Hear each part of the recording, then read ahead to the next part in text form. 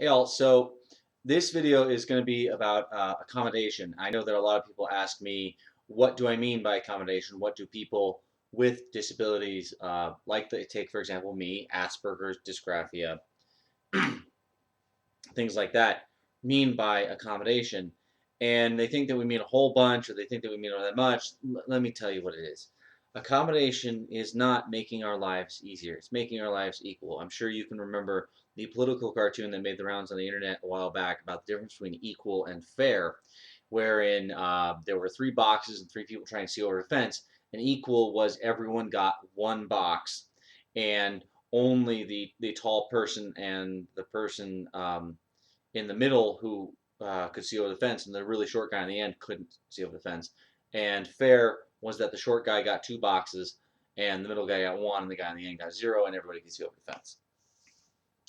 Well, that's what accommodation is. Accommodation is about making things fair, not making things easier. Well, they make things easier, but that's not the same. An accommodation at going around for the 400 meters for a run would be giving the guy with no legs some you a guy missing a leg, he would get a prosthesis. The guy with maybe no legs and no knees and no nothing couldn't get a prosthesis. You give him a wheelchair. They still have to run, okay, and they're not going to be as fast as the guy with two legs, but they are going to be able to race. And they're going to have to work harder, but not nearly as hard as not having a prosthesis or a wheelchair.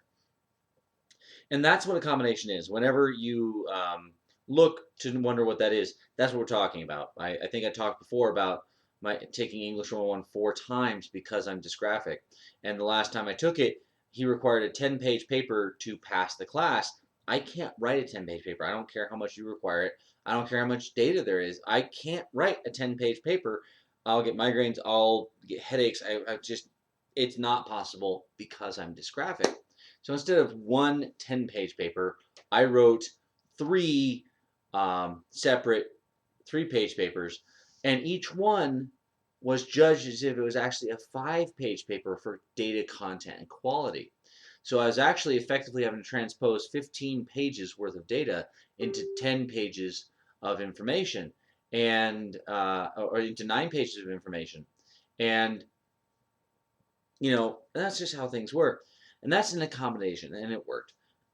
One, sorry, allergies are kicking my butt. I just got off work, so I'm a little tired. Anyway, so one great example of a place, and I know this is because of personal experience, but in this case, personal experience being the best thing to draw from. One great place where people do accommodation really well is the Spartan obstacle course race, Spartan.com. Okay, and one of the things they do in the open, I'll get to the elite and why that's different in a moment. In the open is, let's say you're going to do the super race, and it's going to be 12 miles long, and they'll have 20 obstacles. You have to cover those 12 miles. There are 20 obstacles. You have to attempt each one. And if for each one you fail, 30 burpees have to be done. Now, this is for the open category, and you can do teams, for example.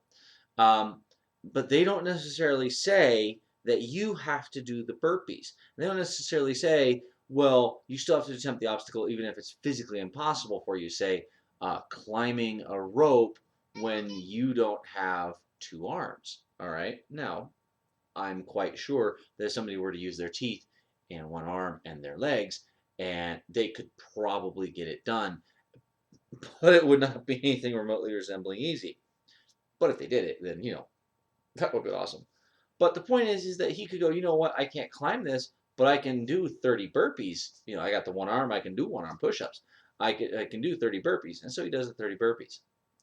And or a guy in the wheelchair, he goes, look, I can climb I can climb the thing because I got arm strength for days. But he comes up to say something else that requires him to have legs. He can't do it. He can't do 30 burpees, but 30 burpees must be done for him to pass. Well, his buddy, who's running the race with him, he does that guy's 30 burpees. Okay, and and thus it is done.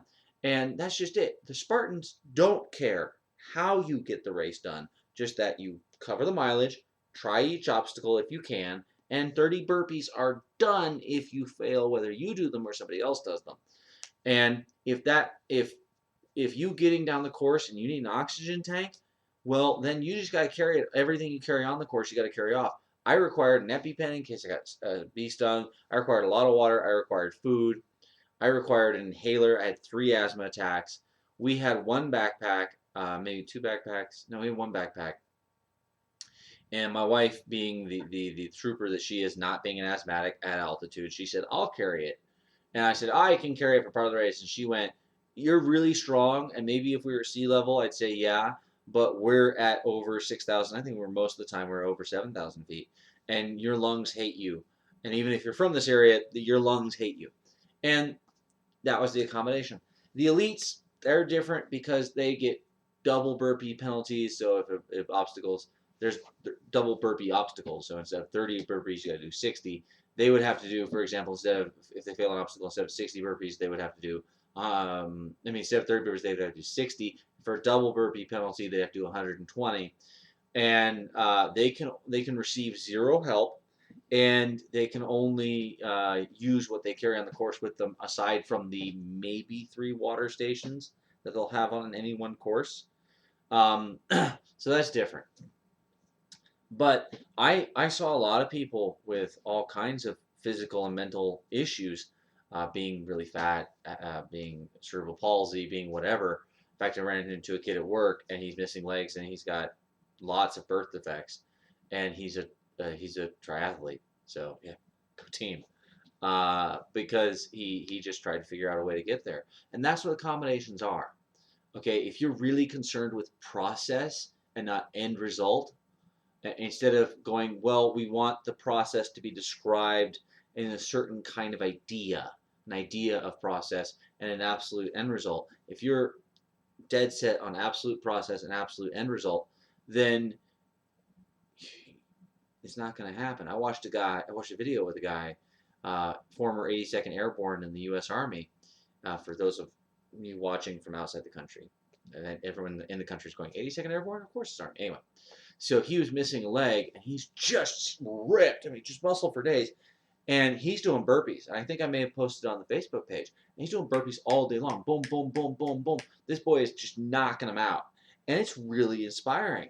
And he was doing this at a CrossFit competition. And he put on, when he had to carry a huge weight, he had multiple prostheses. And he went to carry a huge weight, and he put on a prosthesis that was very, very strong. It did not have a knee in it. So he could just lean on it and it wouldn't fold. And he just hobbled from one end to the other, carrying this weight over his head. And that was an accommodation. The lack of accommodation for him would have been saying, no, you don't get to have a prosthesis. You have to do everything in there with one leg. What about carrying this hard weight across? Ha! That would be lack of accommodation. That would be unreasonable. So reasonable accommodation, a good example is the Spartan race. And a reasonable accommodation is not something that gives somebody like us a leg up on the people without it. It's something that brings us just shy of or exactly onto equal footing. And that's all we're looking for, equality.